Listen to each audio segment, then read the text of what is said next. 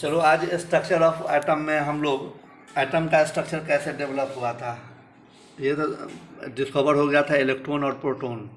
लेकिन इलेक्ट्रॉन उस समय न्यूट्रॉन नहीं डिस्कवर था, ये भी जान लो, केवल इलेक्ट्रॉन और प्रोटॉन था। अब साइंटिस्ट के पास मेन ये मुद्दा था कि एटम के भीतर में ये इलेक्ट्रॉन और ये प्रोटॉन है कहाँ, इसका पोजीशन कैसा है, किस रूप से वो एक दूसरे के साथ अवस्थित है। इसी को जानने के क्रम में रदरफोर्ड अपना मॉडल ऑफ एटम दिया था 1911 में, 1911 में। अब इसमें क्या है, ये अल्फ़ा पार्टिकल या अल्फ़ा रेज स्कैटरिंग एक्सपेरिमेंट पर आधारित है। अल्फ़ा रेज के द्वारा स्कैटरिंग एक्सपेरिमेंट किया गया। इसमें ये किया गया कि गोल्ड का फॉयल लिया गया, गोल्ड का ये जो फॉयल है ये लिया गया। गोल्ड का पतला सा पत्थर है जिसका थिकनेस है 0.0005 सेंटीमीटर, बहुत पतला फॉयल। और इस गोल्ड के फॉयल पर अल्फ़ा रेज, अल्फ़ा पार्टिकल का बम्बार्डमेंट कराया गया। अब अल्फ़ा पार्टिकल का बम्बार्डमेंट कैसे हुआ, ये एक लेड का बॉक्स है, इसमें रेडियो एक्टिव मटेरियल रखा हुआ है जो अल्फ़ा पार्टिकल का सोर्स है, जहाँ से अल्फ़ा पार्टिकल निकलता है।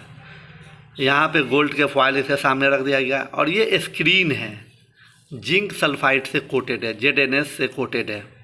जिंक सल्फाइड इस पर कोट किया हुआ है। क्यों कोट किया हुआ है ये भी बताएंगे आगे। तो जब अल्फ़ा पार्टिकल इस पर स्ट्राइक किया गोल्ड के फॉयल पर, तो देखा गया कि most of the alpha rays सीधे सीधे स्ट्रेट निकल गया, स्ट्रेटर जो दिख रहा है सीधा सीधा निकल गया। अब जहाँ पर अल्फ़ा रेज सीधा सीधा निकला वो इस स्क्रीन पर स्ट्राइक किया तो जिंक सल्फाइड का कोट था।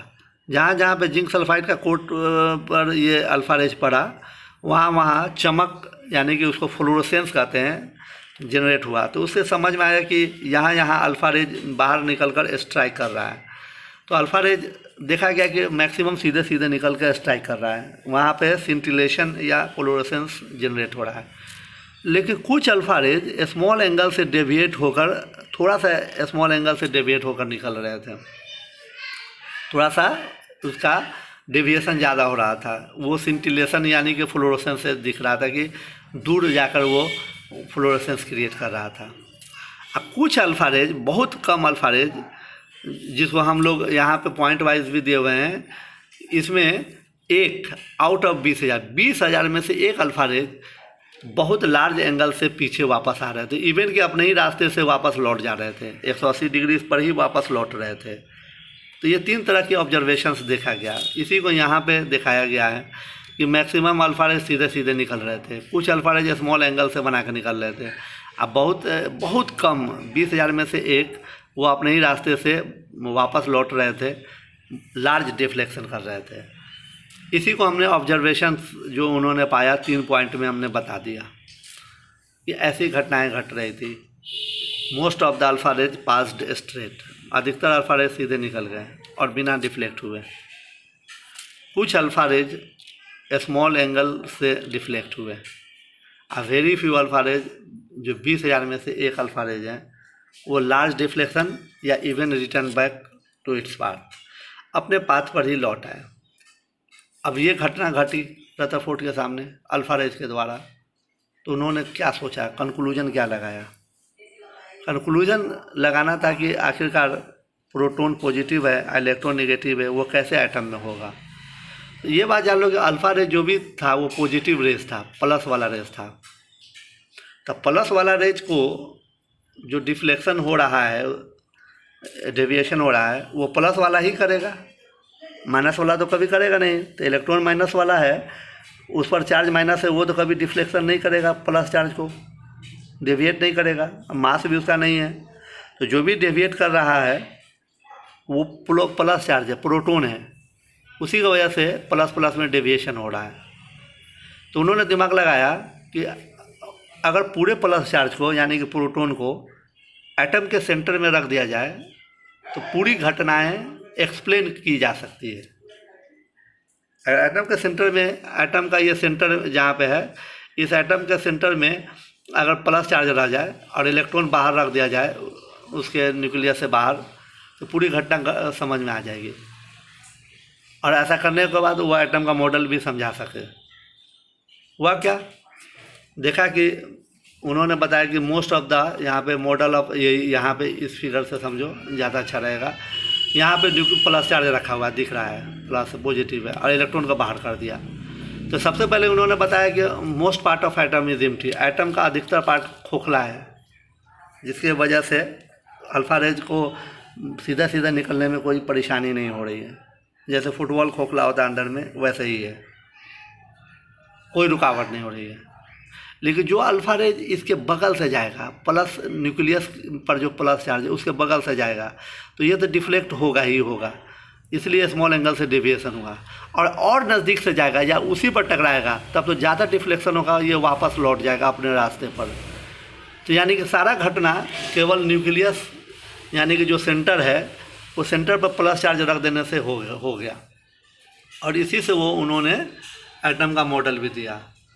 तो पहला पॉइंट तो समझ में आ गया। अब दूसरा पॉइंट था ये कि एटम पर जैसे हाईली डेंस घना पॉजिटिवली चार्ज्ड सेंटर, जिसको न्यूक्लियस उन्होंने नाम दिया, न्यूक्लियस का कंसेप्ट उन्होंने ही दिया था कि प्लस चार्ज पूरी तरीके से वहाँ पे कंसंट्रेटेड है। और इंटायर मास, पूरा का पूरा मास एटम का, क्योंकि एटम का मास प्रोटॉन की वजह से था, इलेक्ट्रॉन का तो मास है नहीं, यानी कि इंटायर मास और पॉजिटिव चार्ज जो भी था वो कंसंट्रेट था इसके न्यूक्लियस पर, यानी कि सेंटर पर। बाकी पार्ट पर कोई मास नहीं है, क्योंकि इलेक्ट्रॉन की वजह से मास होता ही नहीं है। तो ये भी बात क्लियर हो गया। अब बात रहा इलेक्ट्रॉन का। अब इलेक्ट्रॉन के बारे में उन्होंने क्या कॉन्सेप्ट दिया, तो चौथा पॉइंट का कॉन्सेप्ट दिया कि जैसे प्लानेट होता है, ग्रह, जैसे पृथ्वी ग्रह है या कोई भी ग्रह है, मंगल, वो सूरज के चारों तरफ चक्कर लगाता है अपने ही पाथ पर, अलग अलग सर्कुलर ऑर्बिट में। तो सर्कुलर पाथ में इलेक्ट्रॉन भी उन्होंने कॉन्सेप्ट दिया है, जैसे अर्थ है सूरज के चारों तरफ चक्कर लगाता है ना, इसी तरह इलेक्ट्रॉन भी अपने कक्षा में न्यूक्लियस के चारों तरफ चक्कर लगाएगा, प्लैनेट की तरह। Like planet, electron revolves around the nucleus in circular orbit. अब सवाल पैदा होता है कि इलेक्ट्रॉन यहाँ पे चक्कर लगा रहा है, प्लस यहाँ पे है, तब तो इलेक्ट्रॉन को इलेक्ट्रोस्टैटिक फोर्स ऑफ अट्रैक्शन से अंदर में घुस जाना चाहिए, प्लस में, प्लस से अट्रैक्शन होगा तो वो अंदर ही चला जाएगा। तो जब अंदर की तरफ ही चला जाएगा, प्लस से अट्रैक्शन होगा, तो फिर इलेक्ट्रॉन चक्कर लगा ही नहीं पाएगा।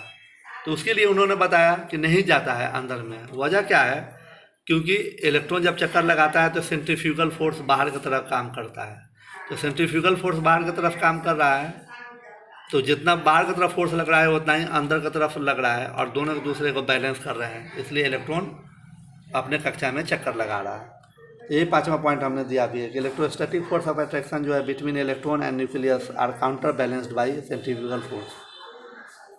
सेंट्रीफ्यूगल फोर्स के द्वारा बैलेंस होता है। तो यही रदरफोर्ड का मॉडल ऑफ एटम भी है। लेकिन इस मॉडल में खामी भी आ गई। मॉडल में खामी क्या है कि पहला है खामी नंबर 1 कि ये एटम के स्टेबिलिटी को नहीं बताता है। उस समय एक थ्योरी आई थी क्लार्क मैक्सवेल का, हम समझा देते हैं। क्लार्क मैक्सवेल ने बताया था कि कोई भी चार्ज पार्टिकल अगर एक्सेलरेशन करता है, यानी कि अपना वेलोसिटी में परिवर्तन करता है, तो वो एनर्जी लॉस करता है। तो इलेक्ट्रॉन भी तो चार्ज पार्टिकल है और वो भी घूम रहा है, तो इसका एक्सेलरेशन हो रहा है, तो उसके भी एनर्जी में लॉस होना चाहिए। और एनर्जी में लॉस होते होते होते होते उसकी वेलोसिटी कम हो गई, वो जाकर न्यूक्लियस में गिर जाना चाहिए यहाँ पे, एनर्जी लॉस होने की वजह से। और गिर जाएगा तो यानी कि जो एटम है वो कोलैप्स हो जाएगा, एटम ढह जाएगा, एटम की अस्तित्व ख़त्म हो जाएगी। लेकिन वास्तव में ये हो नहीं रहा था। क्लार्क मैक्सवेल का थ्योरी कहता था कि ऐसा होना चाहिए। तो ये रदरफोर्ड से पूछा गया, तो रदरफोर्ड नहीं बता पाए कि आखिरकार एटम स्टेबल है तो कैसे है स्टेबल, क्यों नहीं वो गिर पा रहा है, क्यों नहीं फॉल कर रहा है इलेक्ट्रॉन न्यूक्लियस में। तो वो एक स्टेबिलिटी ऑफ एटम को नहीं बता पाए। दूसरा था कि could not explain atomic spectra, atom के द्वारा जो स्पेक्ट्रा बनता है उसको भी वो एक्सप्लेन नहीं कर सके। तो यही रदरफोर्ड का मॉडल ऑफ एटम था, इसका डिफेक्ट था। ये पढ़ो समझो, फिर आगे देखते हैं।